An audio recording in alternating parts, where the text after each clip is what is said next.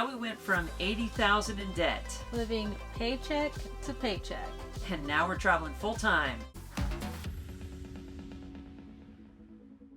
Hi friends! Hey. I'm Kelsey. I'm Jake, and we have our two daughters, Davey and Scout, and our amazing Aussie Doodle, Zeke. We have been doing RV life for 8 months now. We're currently in Orlando, Florida, and we're here for the next 2 months. We typically travel week to week, we change it up, but This is the longest we've been in any one location. yeah, we're huge Disney fans, and so we came here and wanted to make sure we maximized our Disney time. Yeah. But it wasn't that easy to get to this point. No. It was at least a 2-year process. Let's jump into it. It felt like it all started right around the time of COVID. We were about ready to have the twins. Before that, Kelsey and I we're influencers in terms of fashion and travel. We worked with a bunch of different clothing brands as well as hotels, and we would travel and always be collecting and purchasing things. We're, the biggest consumers, I feel like. We took it way too far, and we ended up getting in debt multiple times. First time I think it was like $10,000. The next time I think it was $20,000. And then we really maxed out at $80,000. That also included your school debt. Yeah, that has some school debt and an IVF debt from doing infertility treatments with our kids. We did things not the best way, but that debt was super heavy. But we just had such these shopping habits and consuming habits that it ruled our life to the point that we even were feeling like we needed to move to because a bigger house. Looking back, I'm realizing it's because of the stuff. I felt like my stuff needed to have more space. I needed to have more places to put things and keep consuming. And so it just kept getting to a bigger and bigger and bigger home. We had so much stuff in terms of like decorations and what if scenarios of like party favors, or like we had whole tubs dedicated to potential gifts to people. Just everything was in excess. Our shoes were in excess. Our purses were in excess. Well, you don't really have purses, but my shoes were. But just everything, toys. That was even before we had kids. We loved toys and we would just collect them, and everything was just excess. We had Davey and Scout. Even that just doubled the amount of things we were purchasing because we weren't just buying for one baby, we were buying for two, and because they're twins, and so much. And then we were also working with brands, and so it was like we would buy all the bottles we wanted, but then a company would send us all the bottles, so then we had double bottles. It was excessive. Dockatots, we had 4 of them. Who needs 4 Dockatots? Bassinets, we had multiple bassinets because we had some downstairs in the house and some upstairs because it was a lot to take the kids from upstairs to downstairs and 3 stories of a home. And so we had Dockatots for every level of the house, bassinets for every level of the house, toys for every level of the house. It was just so extreme, and in those moments it felt so needed, but also that it just sent us on this roller coaster of shopping even more. One of my least favorite things to do too, the returns or like return processes. We'd buy 2 or 3 or 4 things, they'd all come in, and then we'd have to try them out, make sure they worked, or like, nope, this one didn't work, this one works with the space, package them up, get them shipped out. We just end up hanging on to things because it was just too much to return. Yeah, it was such a big hassle. That's where I think it all started and came to a head. Yeah, everything felt tight and hard to get into, and we had a great sized home for 4 of us. There was plenty of space, but I didn't feel comfortable in 3,400 square feet. So I think the amount of stuff, I didn't realize the weight it had on my mind and how much it consumed us. And then all of a sudden, COVID hit. Seeing those store shelves empty, it just scared me. I remember going to and I went crazy. And I probably spent $1,000 just stocking up on canned foods and peanut butter and all the things that were like, we gotta have this, we need this just in case. All the essentials. That night, I was on my computer and a YouTube video popped up of a family who sails on the ocean. And it was this mom and dad and little baby, and the baby was around our girl's age. It was a cute little girl, and she looked like 4 or 5 months old, and that was super relatable because our girls were just a few months old. So I had taken that video and texted it to Jake. It opened my eyes to see that there was another lifestyle possible that I had no clue about. I asked Jake, I was like, so did you see that video I sent you? And I don't think I watched it. Kelsey texts me stuff so often throughout the day that like literally if like I could watch everything that I've taken with my whole day. So I don't ever get around to watch anything she says. Yeah, and he did it. And so I had like gone through this rabbit hole of all these sailing families, and I said to Jake, what's your feelings if we sold everything and moved on a boat? What did you tell me? I was like, yeah, let's do it. That sounds great. I was totally down. Yes! But, to be fair, I had also spent a couple summers as a child living on my grandma's sailboat. Yeah. My grandma lived on a sailboat for like most of my life. 17 years. And so... Grandma Dion. Yeah, so anytime I'd go out to visit my grandma down in LA, we'd go stay on her boat and we'd take it out to Catalina and things like that. But then she had started sailing around through the Panama Canal up to the East Coast, and there were a couple summers when my brother and I got to fly out and just spend the summer sailing up the East Coast and the Intercoastal Waterway with them. So like to me, like living on a sailboat is like normal. Yeah, people do that. At that point, I had zero experience with being out on the water. I mean, I'd gone on a cruise a few times in my life, but that was kind of the extent of it. And Jake was so sweet. Like, he was literally like, do you want me to call the realtor? How fast are you thinking you want to do this? But at that point, we were in debt. So we kind of sat down and made a game plan. And I appreciate that you did this with me, because I feel like it was not only validated my dream, but you turned it into our dream. That conversation became the turning stone to get the ball rolling. We had planned out, how are we going to get this debt off? Because we can't do this with all this debt. You know, we were thinking, oh, we could sell our house and pay all that off, but we had thought, like, no, we got ourselves in this mess. We need to get out of it. We need to learn how to live on what we have before living on a sailboat. And I think part of that too was this idea of, if I force myself to get rid of this stuff by either selling it or donating it or things like that, it's going to make me not want to buy more, or help me not want to buy as much, because realizing anything I do buy, eventually I'm going to have to get rid of. As we were creating this game plan, I remember writing checks to Jake and I put $1 million on it. I had picked out the boat we wanted. Like, I printed out pictures of the boat and stuck them all over the house. We made our goals and put them up on our door. Every time we went through the door, we saw those, and it was this reminder. It was real helpful too. Just remember, hey, this is what we're trying to do. Yeah, and I think that was one thing that really helped us get out of debt. We also did Jordan Page's budget boot camp. That was in May. And she had offered it for free at the time too, for a limited time. And so we were like, okay, we have this limited amount of time to get through this course. Yeah. Let's do it. I feel like the Lord really blessed us on helping figure out things, on being able to get this debt paid off. And so we hunkered down, and at that time we had $60,000 left on our loan, and it was great because we were able to take that loan out with my mom. We had a bunch of loans and then consolidated them, so we were able to get a lower interest rate, and she was great. There was no rush on paying it back, but we just couldn't live with having that weight of that anymore. I remember Christmas, we were down at her house. We handed her the check. The last and for the final $60,000 that we had saved up. It feels so good.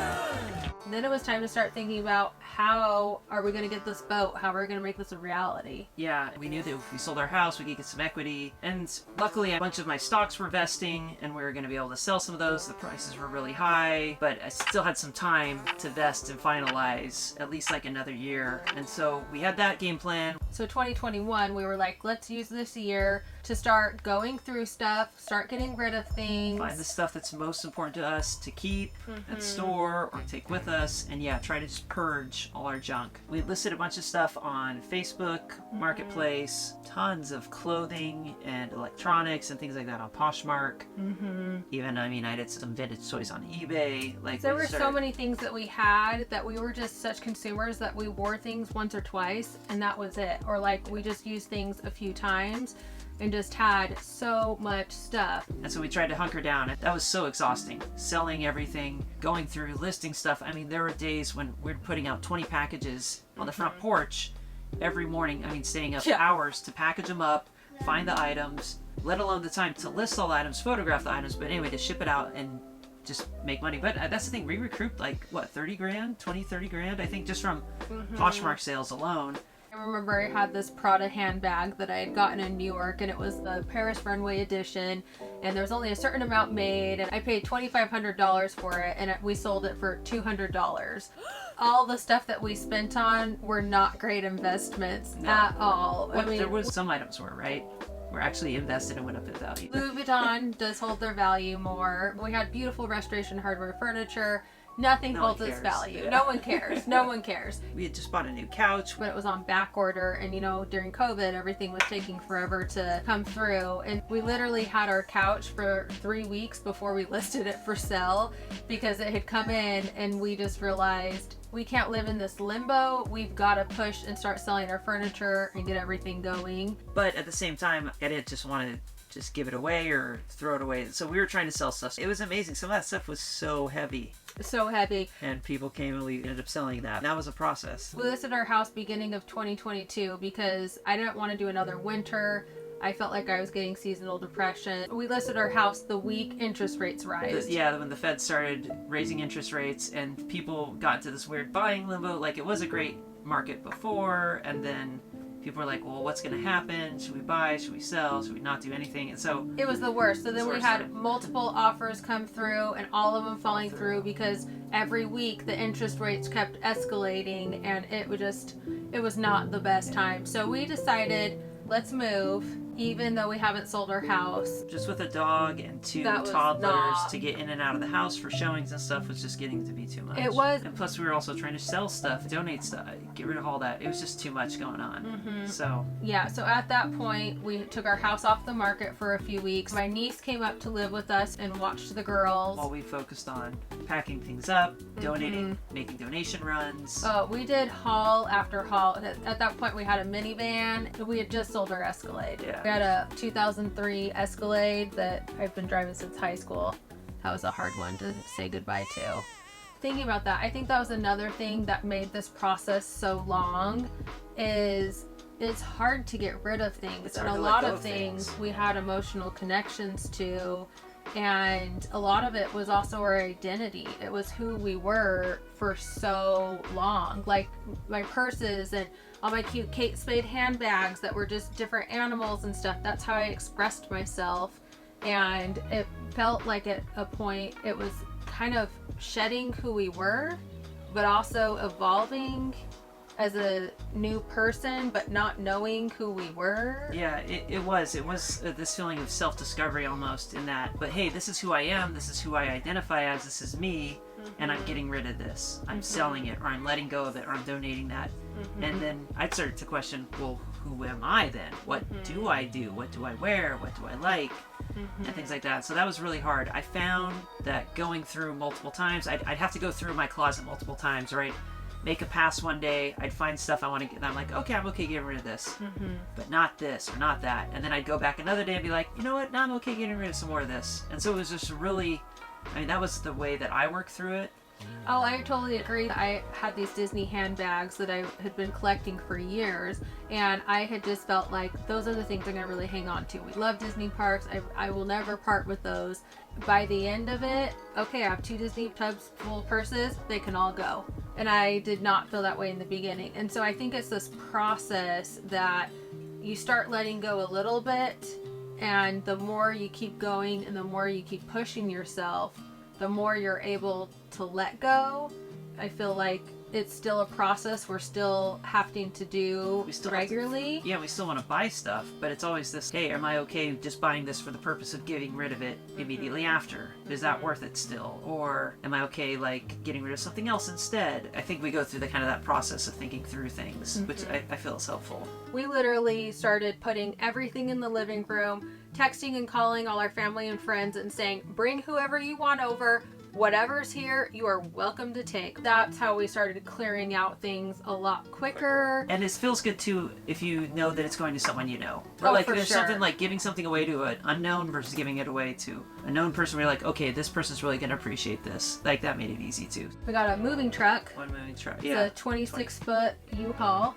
We were hoping that it wasn't going to be very full. Filled it to the brim. Yep, with all our stuff that we hadn't sold yet. There's even some stuff that we brought in that van that I'm like, why are we bringing this? Like, we don't want to bring this. Like, I'm fine leaving this in the home as a furniture piece for the home, but we just didn't have time to go through everything. Like, at the end, we just had to get the house cleared and be ready for showings because we just needed to get our house sold and be done with it. And at that point, we had multiple offers drop off, and so we were thinking, well, maybe we should just keep our house and rent it, But for me, I wanted to feel like we didn't have any commitments or things tying us down. And it would have been a pretty expensive rental too, I feel like. Yeah, it just wasn't the type of home we felt like we wanted to rent out. We were grateful because my mom said we could live with her for a while. So we went to the family cabin, we loaded up all our stuff in the garage, and it sat there for a year. Yeah. I know we always had these intentions of like, oh, we're gonna go through and get rid of stuff, and I feel like we did sell. We tried. We listed things up there in the cabin. We sold a few things, but I just didn't have the heart to do it. I think Yeah. I was so emotionally exhausted. I think I was just spent. I think I just wanted to focus on the kids and be there. So we stayed at the cabin for 6 months. Yeah, tried going through it sometimes, but ended up just not really making a dent. And then we found mice living in our car. That was exciting. Do you remember that? Yeah, that was fun. That was an adventure. Real in the mountain living. That's what happens. Then it started to get snowy and cold, and we were like, wait, we moved from Utah to be out of the cold and out of the winter. We headed to Arizona to my mom's house, and we had still left the garage full at the cabin with all our stuff just waiting for us. Yeah. When we initially had listed our house for sale, we had all the finances in order with Jake Stocks to be able to buy the boat and go sail away and pay cash for it. And then the market crashed. Our stocks took a big hit. We didn't get as much equity out of our house as we wanted to. The boat market went crazy. Low inventory, really high prices, and it was kind of like, all right, well, it was a bit discouraging. Let's put it that way. Yeah, for sure. At this point, we're at my mom's house and we're trying to decide what do we want to do. It had been about a year at that point, and so I was thinking, well, maybe we should do an RV. I kept showing RVs to Jake and being like, what do you think about this one? Yeah, and all of them, I was like, I didn't zero find anything interest. anything that was catching my eye. We had gone and gotten our captain's licenses and did all of our sailing certifications because we wanted to be ready to get a boat whenever we needed to. And like we were planning on hiring a captain to come be with us for a few months too as we lived that lifestyle to like learn and just safety with kids and all of that. We wanted to be prepared, and so Jake was invested in doing that. I was as well, but I also was like, we can't live with my mom forever. And then... Well, she started dating someone too. Uh-huh.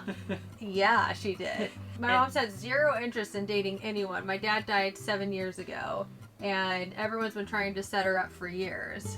It was really cool though. We got to be there and witness falling in love and dating and all this stuff, and it was really fun because if we would have been at our own home, we wouldn't have been able to see that. Yeah, so it was super special. I've seen her and Danny's relationship even like sparked a reconnection with us where also it was like, oh my gosh, it was so fun, and the dating process, remember when we did this and this, and then when they got engaged as well, I remember everyone was like, what, this is out of left field, but we're like, oh no, this is totally, we saw this coming a mile away. Yeah, we're like, they're with each other every day, all day. So I mean, that was really fun and beneficial, but it did accelerate kind of, hey, we need to we need to get out of here because this is now going to be their home. They got to take care of stuff there, and we got to get going. Yeah, when they got engaged, I was thinking, oh, we're going to have some time to be able to figure this out, not realizing that they were going to be getting married in 2 months. And at this point, I have the weight of all of our stuff at the cabin, and then what are we going to be doing? And where are we going to go? Fortunately, my family has a house in California, and so we were planning, let's go stay at the California house for a few months. But we've got to get rid of this stuff first. Mm-hmm. Get it out of there, get it gone, get stuff in our own storage unit. And then we can figure it out from there. Jake's parents were going to be leaving to India, and they were really wanting to do something with the kids before they left, and we were like,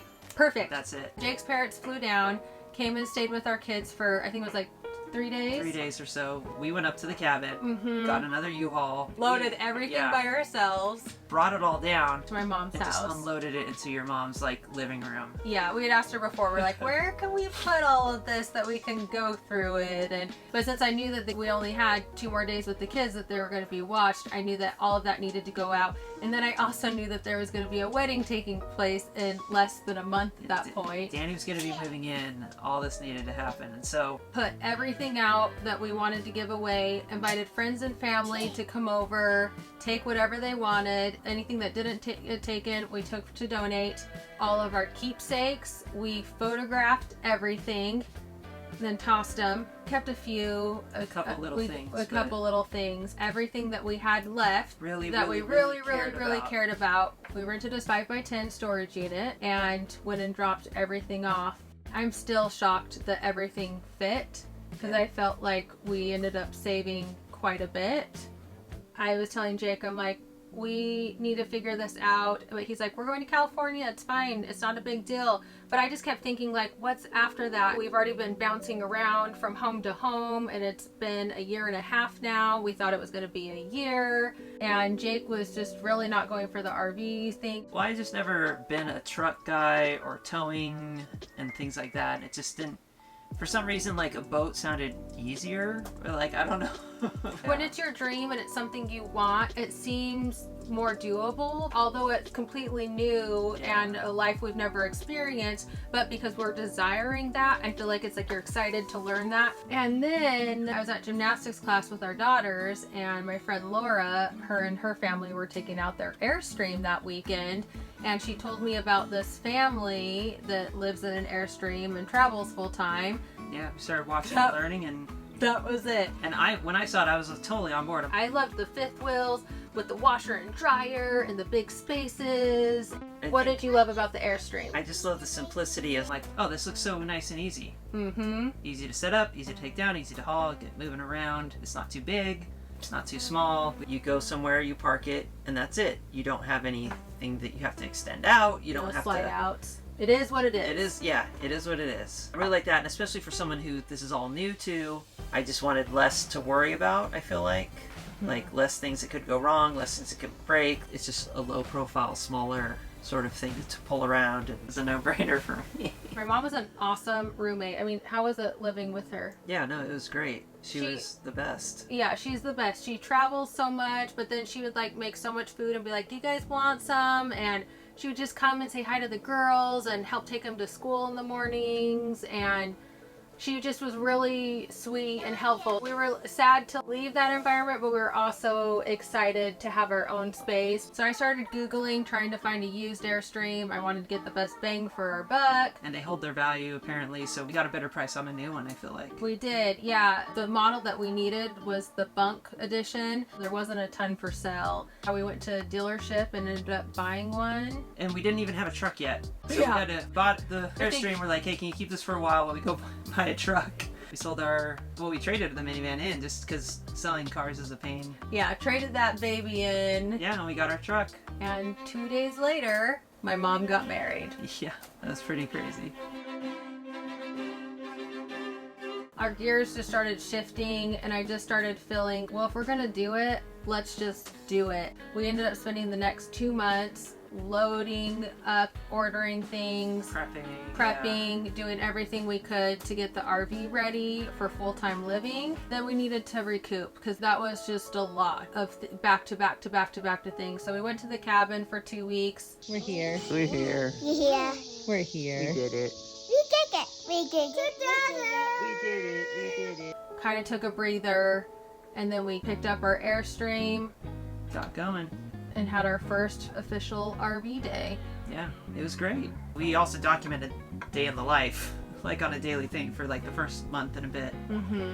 If you want to see what that was like, it's well documented. Yeah, it was a really, really good experience. So we had 6 weeks that we were going to be out because before we decided to do RV life, I had bought flights to Hawaii because we were planning on taking the kids to Aliwani. So it was a perfect starter because we had 6 weeks to be able to go all in, figure out if there's anything else we needed. But it's crazy to think it's been 8 months now.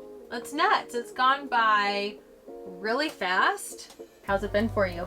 It's been exciting. The biggest adjustment has probably been finding a balance of work and life because it's just this one space where everything happens, where all the family is, and before it was a lot different having a home. Yeah. What about for you? Learning to cook in a smaller area. I still am trying to figure out the best way to do that because I'm constantly shifting things around because there's minimal counter space. So I think that's the biggest thing. And then also, I love to party and be out and see as much as we can when we go to a place. I need to learn how to That's rein it vacation in mode. and that we're not constantly in vacation mode. But I literally am someone that would be happy to live from being out at 8 in the morning till midnight every night. Like, that's really fun to me, but that's also not super doable when we need to like teach our kids ABCs and we're And we have work to do, responsible too. for Yeah. work and all of that. Yeah. So, you know, I'll probably always be trying to figure out that balance as our kids grow and we navigate new things, but I love it though. Yeah, me too. I was worried. I was like, when we come out, we're either going to love it or hate it. And I'm grateful that we love it. Scout, what do you like about living in an RV? Scout calls it a baby house. It can be so beautiful. I mean, don't want to put it the way it is. I want to just keep it forever. Yes. What do you do? What do you like to do for fun? I guess making friends and I playing around and I have a baby house. Oh, so what's next for us? What's next? What is next? The sailboat is still in the cards. I think that's still the end goal. That's what we want to do. That's where we want to be. And I think we're realizing, too, that we can live in this smaller space. And maybe we don't need the big ultimate boat. And maybe we get a smaller one to start off with. But that's definitely what we want to do, where we want to go. But for now, We're committed to YouTube. We want to grow as much as we can. 100%. If you appreciate what we're creating, please like and subscribe. And especially if you even know someone who would appreciate what we're doing, introduce us. Yeah, they can come hang with us too. Yeah, and if you have ideas for videos or content that you would love to see, let us know. Thanks so much for watching and joining us. And this is the greatest day ever. Yep, we'll see you next time.